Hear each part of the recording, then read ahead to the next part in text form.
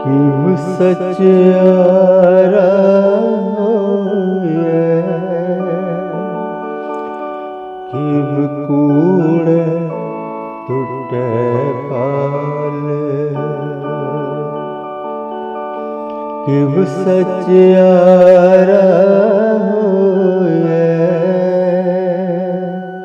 किव कूड़े टूटे पाल।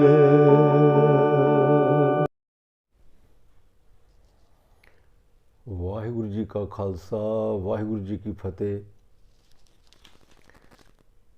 गुरु प्यारिओ, अज असी सहज के बारे गल करनी है कि सहज अवस्था की हुंदी है। क्योंकि जिन्ना भी असी नाम जपना है ਜਾਂ विचार करनी है, उसका मेन मकसद की है कि सहज अवस्था तक पहुँचना है, जिथे काम, क्रोध, लोभ, मोह, अहंकार, चुगली, निंदा, ईर्खा, द्वेष, वैर, विरोध, ये सारे जो है ये इन्हां विच ठिल पैंदी है। और ये सारे जितनी भी ये काल दी सेना है, इस दे चुंगल चों मन जो है वो आज़ाद हो जाता है। जो भी असी सेवा करते हैं गुरु की, चाहे वो फिजिकल फॉर्म विच है, चाहे वो गुर शब्द विचार द्वारा है, जां वो शब्द की कमाई जो कि एक तीसरी फॉर्म है, उसका मेन साडा जो मकसद है वो सहज अवस्था तक पहुँचना है। क्योंकि चौथड़ी लाम दे विच असी देखते हैं जो चार लावां सी साडे जीवन दियां गुरु ग्रंथ साहिब दे विच अंकित हैं। ब्याह शादी उत्ते भी मर्यादा अनुसार पढ़ियां जांदियां हन। हर चौथड़ी लाम मन सहज पिया, हर पाया बलराम जी। उत्थे ब्याह हुआ मेरा बाबला, गुरमते हर पाया, उस अवस्था का उत्थे जिक्र किया गया है। हर एक सिख दा, हर एक सेवक जिग्यासू का आखिरी टीचा सहज अवस्था है। क्योंकि परमात्मा की प्राप्ति सहज अवस्था तो बगैर नहीं हो पाएगी। तो थोड़ी बाबा जी ने जो ज्ञान बख्शिश किया उन्होंने, उस दे आधार के उत्ते ही आप ये विचार करनी है। सहज सदा उसकी रजा भी चलना ही सहज है। हमेशा परमात्मा की रजा में चलना सहज है। ये तद ही संभव है जदों ज्ञान की अवस्था में असी आ जाइए। क्योंकि ज्ञान का बद्दा मन रहे, गुरबिन ज्ञान ना होए। दो तरह की जो है भाने हैं। एक गुर का भाना है और एक जो है वो अपना भाना है। सो फरमान है सतगुरु जी का, सो सिख सखा बंदप है भाई, जो गुर के भाने विच आवे, अपने भाने जो चले भाई, बिछड़ चोटां खावे। बड़ा स्पष्ट है। क्योंकि चंगियाइयां बुराइयां वाचे धर्म दूर। क्यों? क्योंकि मन की स्वतंत्रता है, इस करके वो वाच रहा है, देख रहा है। वो आधार के उत्ते निर्णय करता है, करमी आपो अपनी कै नेड़े कै दूर। किहनूं दूर करना और किहनूं नेड़े करना, वो उस आधार के उत्ते ही फैसला करता है। सो इस तरह सानू अपने कर्मां नूं बहुत ही सुचेत होकर गुरमत अनुसार सानू उन्होंने अंजाम देना चाहिए है। क्योंकि किरत कर्म के बिछड़े कर कृपा मेलो राम। कीते हुए कर्मा करके असी बिछड़े हुए हैं और कीते हुए कर्मा के नाल ही असी परमात्मा के नाल मिलाप हासिल करना है। सो इत्थे जो है वो बहुत ही सुचेत होने की सानू जरूरत है। इस करके महाराज ने कहा है कि जागना बहुत जरूरी है। और जागण वास्ते जो गुरु उपदेश है, सो किश कर जित मैल ना लागे, हर कीर्तन में ये मन जागे। दस्या रास्ता, गुरु घर में जाना है, ਕੀਰਤਨ ਕਥਾ ਸਰਵਣ ਕਰਨੀ ਹੈ, ਸੁਰਤ ਨੂੰ ਸ਼ਬਦ ਦੇ ਨਾਲ ਜੋੜ ਕੇ, ਅੱਖਾਂ ਖੋਲ੍ਹ ਕੇ, ਤੇ ਫਿਰ ਸੰਸਾਰ ਹੀ ਦਿਖਾਈ ਦਿੰਦਾ ਹੈ। ਉਹ ਕੀ ਕਰ ਰਿਹਾ, ਆ ਕੀ ਕਰ ਰਿਹਾ, ਉਹ ਕਿੱਦਾਂ ਮੱਥਾ ਟੇਕਿਆ, ਕਿਹੜੇ ਕੱਪੜੇ ਪਾਏ, ਇਹ ਸਭ ਅਸੀਂ ਦੇਖਣ ਨਹੀਂ ਜਾਂਦੇ। ਸੋ ਦੂਸਰਾ ਹੈ ਸਦਾ ਉਸ ਦੀ ਰਜ਼ਾ ਵਿੱਚ ਚੱਲਣਾ ਹੀ ਸਹਿਜ ਹੈ। ਇਹ ਗਿਆਨ ਅਵਸਥਾ ਵਿੱਚ ਹੀ ਸੰਭਵ ਹੈ। ਹੁਣੀ ਅਸੀਂ ਜ਼ਿਕਰ ਕਰ ਚੁੱਕੇ ਹਾਂ। ਆਪਣੀ ਮਰਜ਼ੀ ਦਾ ਸੰਪੂਰਨ ਤਿਆਗ, ਆਪਣੀ ਮਰਜ਼ੀ ਦਾ ਸੰਪੂਰਨ ਤਿਆਗ। ਆਪਣੀ ਮਰਜ਼ੀ ਜੋ ਹੈ, ਜੋ ਅਸੀਂ ਸੋਚਦੇ ਹਾਂ ਸਾਰਾ ਦਿਨ, ਉਹ ਸਾਰੀ ਆਪਣੀ ਮਰਜ਼ੀ ਹੈ। ਪਹਿਲਾਂ ਵੀ ਜ਼ਿਕਰ ਆਇਆ ਸੀ, ਦਾਸ ਨੇ ਉਹ ਆਪ ਦੇ ਨਾਲ ਸਾਂਝਾ ਕੀਤਾ ਸੀ। ਜੇ ਸੋਚਣਾ ਬੰਦ ਕਰ ਦਈਏ ਤਾਂ ਅਸੀਂ ਭਾਣੇ ਵਿੱਚ ਆ ਜਾਂਦੇ ਹਾਂ। ਪਰ ਮੇਰੇ ਕੁਛ ਵੀਰ ਜੋ ਕਿ ਕਮੈਂਟ ਬਾਕਸ ਦੇ ਵਿੱਚ ਇੱਕ ਦੂਸਰੇ ਦੇ ਨਾਲ ਲੜਾਈ ਝਗੜਾ ਸ਼ੁਰੂ ਕੀਤਾ ਹੋਇਆ, ਉਹਨਾਂ ਨੇ, ਵਾਹਿਗੁਰੂ ਮਾफ़ ਕਰਨਾ ਵੀਰੋ, ਇਸ ਕਰਕੇ ਕਥਾ ਨਹੀਂ ਹੋ ਰਹੀ ਕਿ ਤੁਸੀਂ ਕਮੈਂਟ ਬਾਕਸ ਦੇ ਵਿੱਚ ਜਾ ਕੇ ਇੱਕ ਦੂਸਰੇ ਦੇ ਨਾਲ ਸਿੰਗ ਫਸਾ ਕੇ ਬੈਠ ਜਾਓ। ਕੀ ਸਰਵਣ ਕੀਤਾ ਤੁਸੀਂ? ਗੁਰੂ ਦੀ ਹਰ ਕੀ ਕਥਾ ਹੀ ਹੋ ਰਹੀ ਹੈ। ਗੁਰਬਾਣੀ ਤੋਂ ਬਾਹਰ ਬਿਲਕੁਲ ਨਹੀਂ, ਗੁਰਬਾਣੀ ਤੋਂ ਬਾਹਰ ਜਾਣ ਦੀ ਕੋਸ਼ਿਸ਼ ਦਾਸ ਨਹੀਂ ਕਰਦਾ ਕਦੇ ਵੀ। ਗੁਰਬਾਣੀ ਦੀ ਹੀ ਕਥਾ ਚੱਲ ਰਹੀ ਹੈ। ਸਾਰੀ ਗੁਰਬਾਣੀ ਦੀ ਕਥਾ ਸੁਣ ਕੇ ਤੁਸੀਂ ਉੱਥੇ ਲੜਾਈ ਝਗੜਾ ਕਰ ਰਹੇ ਹੋ, ਕੀ ਸਿੱਖਿਆ ਤੁਸੀਂ? ਅਸੀਂ ਇਹ ਕੰਮ ਨਹੀਂ ਕਰਨਾ ਹੈ।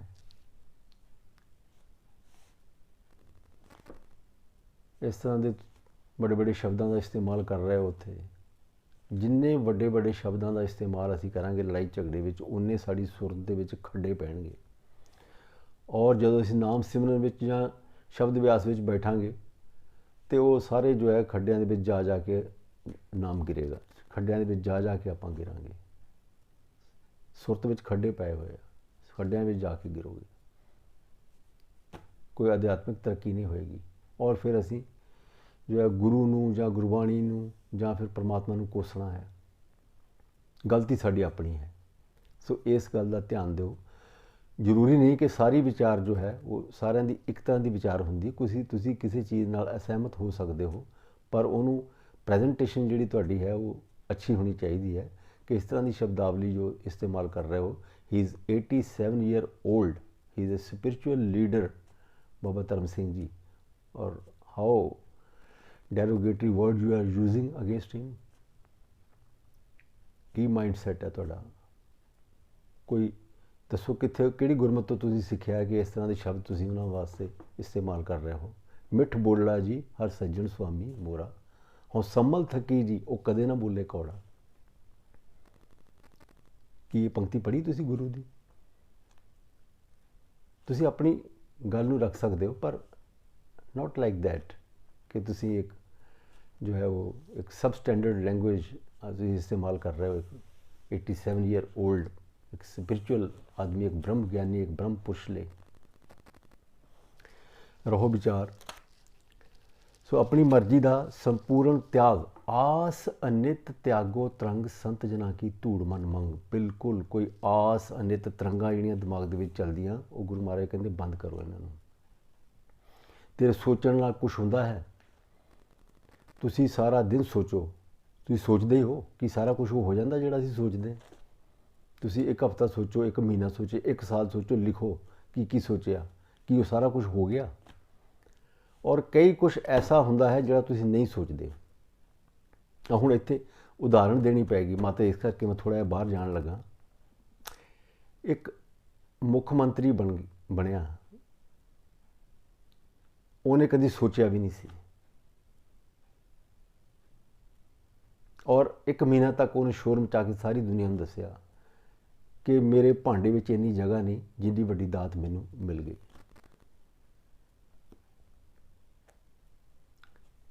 ਕੀ ਸਮਝੂਗੇ ਇਸ ਚੀਜ਼ ਤੋਂ? ਕਿ ਉਹ ਸੋਚਣ ਨਾ ਮਿਲਿਆ ਉਹਨੂੰ?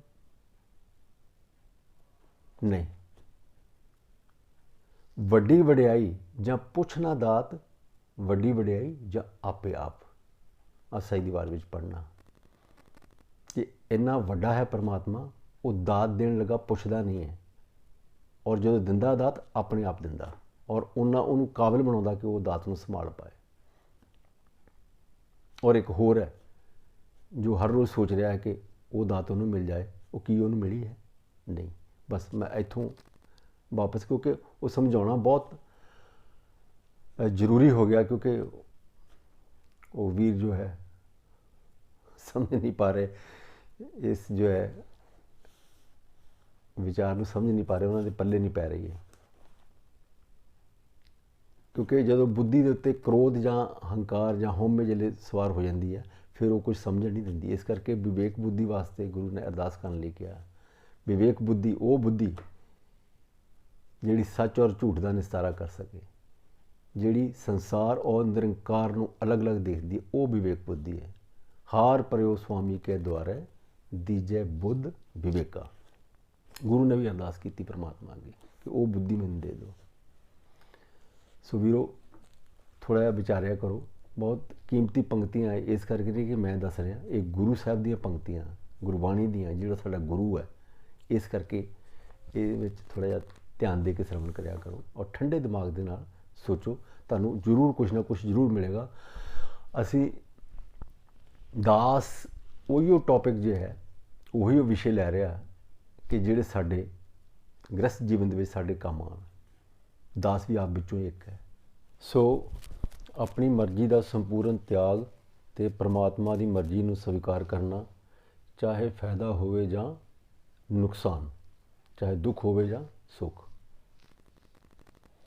ਸੋ ਇਸ ਸੰਪੂਰਨ ਅਵਸਥਾ ਨੂੰ ਅਸੀਂ ਧੰਨ ਧੰਨ ਸ਼੍ਰੀ ਗੁਰੂ ਅਰਜਨ ਦੇਵ ਮਹਾਰਾਜ ਦੀ ਕੁਰਬਾਨੀ ਵਿੱਚੋਂ ਦੇਖ ਸਕਦੇ ਹਾਂ। ਸਤਿਗੁਰੂ ਜੀ ਨੇ ਹੁਕਮ ਨੂੰ ਮੰਨਿਆ ਔਰ ਰਜ਼ਾ ਨੂੰ ਵੀ ਮਿੱਠਾ ਕਰਕੇ ਮੰਨਿਆ। ਔਰ ਕੀ ਉਚਾਰਨ ਕੀਤਾ ਸੀ? ਮੀਤ ਕਹੈ ਸੋਈ ਹਮ ਮਾਨਾ, ਮੀਤ ਕੇ ਕਰਤਬ ਕੁਸ਼ਲ ਸਮਾਨਾ।